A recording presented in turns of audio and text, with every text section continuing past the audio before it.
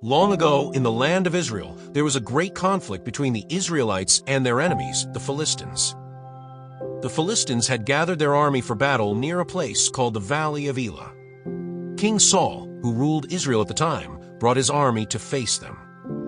Every morning and evening for 40 days, a giant warrior stepped forward from a Philistine camp.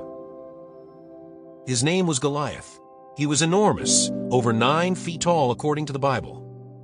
He wore a bronze helmet on his head and a heavy coat of armor that weighed about 125 pounds. His legs were protected by bronze guards, and he carried a massive spear. The iron tip of his spear alone weighed about 15 pounds.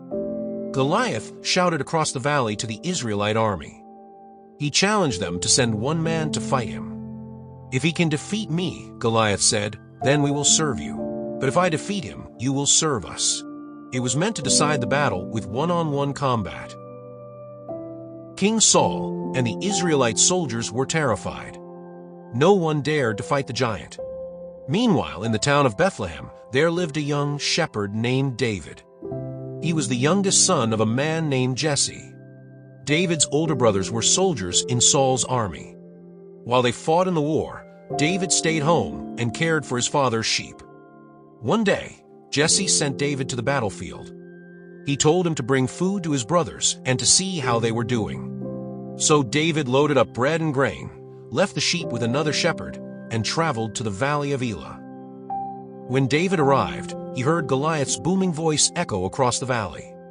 He saw the giant step forward and shout his usual challenge. David also noticed how afraid the Israelite soldiers were. David was surprised. "Who is this Philistine," he asked, "that he should defy the armies of the living God?" David believed that God would protect Israel. Some soldiers overheard David and brought him to King Saul. David told the king that he was willing to fight Goliath. Saul looked at the young shepherd and doubted him. "You are only a boy," Saul said, "and he has been a warrior from his youth." But David explained that while tending sheep, he had fought off lions and bears to protect his flock. "The Lord who rescued me from the paw of the lion and the bear will rescue me from this Philistine," David said with confidence. Saul finally agreed. He offered David his own armor to wear. But when David tried it on, he could barely move. He was not used to heavy armor, so he took it off. Instead, David chose 5 smooth stones from a nearby stream and placed them in his shepherd's bag. He carried his sling in his hand and walked toward Goliath. When Goliath saw David coming, he was offended. "Am I a dog that you come at me with sticks?" he shouted. He cursed David and threatened to kill him. But David was not afraid. He replied, "You come to me with sword and spear, but I come to you in the name of the Lord Almighty. Today the Lord will deliver you into my hands." As Goliath moved closer, David ran quickly toward the battle line. He reached into his bag, took out a stone, placed it in his sling, and spun it around. With one strong motion, he released the stone. The stone flew through the air and struck Goliath in the forehead.